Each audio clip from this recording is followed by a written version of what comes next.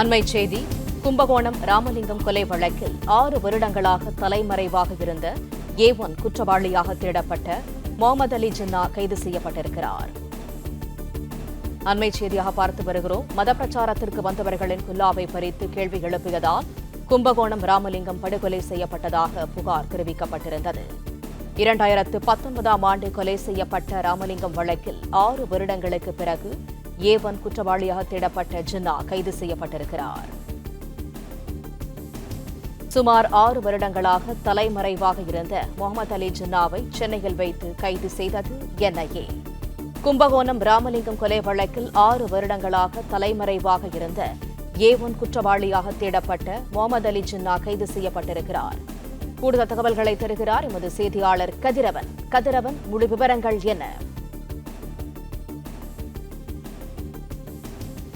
தஞ்சை மாவட்டத்தைச் சேர்ந்த ராமலிங்கம் என்பவர் கடந்த 2019ஆம் ஆண்டு பிப்ரவரி 5ஆம் தேதி தஞ்சாவூரில் தடை செய்யப்பட்ட பாப்புலர் ஃப்ரண்ட் ஆஃப் இந்தியா அமைப்பின் உறுப்பினரால் கொலை செய்யப்பட்டார். இந்த வழக்கில் 6 நபர்களை தேடுபட குற்றவாளியாகவும் அவர்களுக்கு தலா 5 லட்சம் ரூபாய் அவர்கள் பற்றிய துப்பு கொடுத்தால் கொடுக்கப்படும் என்றும் தேசிய புலனாய்வு முகமை தெரிவித்திருந்தது. தொடர்ச்சியாக அவர்களை தேடப்பட்ட நிலையில் கடந்த சில தினங்களுக்கு முன்பாக 2 நபர்களை கைது செய்தார்கள். அதே போல அவர்களுக்கு அடைக்கலம் கொடுத்ததாக 3 நபர்கள் 5 நபர்கள் கைது செய்யப்பட்டார்கள். இந்த நிலையில் தான் தற்போது இந்த கொலை வழக்கில் முக்கிய குற்றவாளியாக இருக்கக்கூடிய முகமது அலி ஜின்னா என்பவரை NIA அதிகாரிகள் கைது செய்திருக்கிறார்கள். சென்னையில் பதுங்கியிருந்த அவரை கைது செய்ததாகவும் அவருக்கு அடைக்கலம் கொடுத்ததாக மற்றொரு நபரும், அதாவது அலி ஜின்னாவுக்கு அழைக்கின்ற அஸ்மத் ஓசூர் என்பவரையும் கைது செய்திருக்கிறார்கள். கிட்டத்தட்ட 6 வருடங்களுக்கு மேலாக முகமது அலி ஜின்னா என்பவர்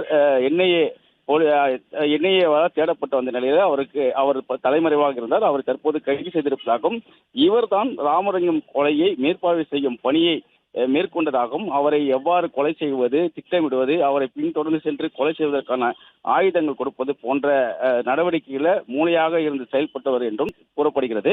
இந்த வழக்கில் மொத்தம் 6 குற்றவாளிகள் தலைமறைவாக இருந்தார்கள். அந்த 6 பேரையும் கைது செய்யப்பட்டு இருப்பதாகவும் தெரிவிக்கப்பட்டிருக்கிறது. அது மட்டும் இல்லாமல் இவர்களுக்கு அடைக்கலம் கொடுத்ததாக மேலும் 4 நபர்கள் கைது செய்யப்பட்டிருப்பதாகவும் NIA-ஆல் தகவல் தெரிவிக்கப்பட்டிருக்கிறது.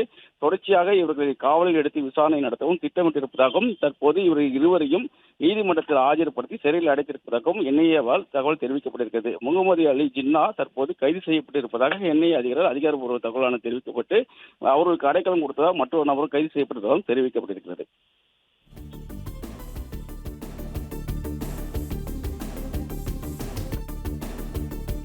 தகவல்களுக்கு நன்றி கதிரவன். பிளே ஸ்டோர் மற்றும் ஆப் ஸ்டோரில் இருந்து பாலிமர் செயலியை QR கோடு மூலம் பதிவிறக்கம் செய்யுங்கள். செய்திகளை உடனுக்குடன் பெறுங்கள்.